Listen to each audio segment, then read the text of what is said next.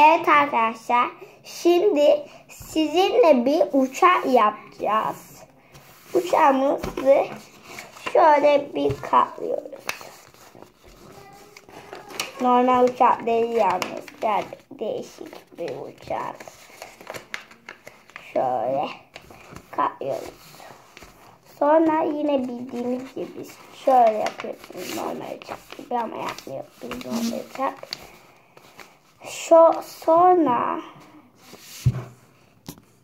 Sonra şunu şöyle bir katlıyoruz. Şöyle göstereyim.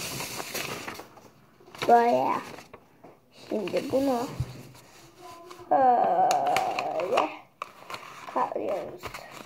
Böyle külah gibi bir şey yapıyorsunuz. Şöyle. Sonra bunu böyle çeviriyorsunuz. Şöyle. Ondan sonra açıyorsunuz. Ondan sonra da uçağımız hazır oluyor. Bakın nasıl uçuyor. Daha hazır değil yalnız. Şöyle yapıyoruz. Şimdi uçuruyor. Görün yani. Şuradan görün bakın. Öyle uçuyor.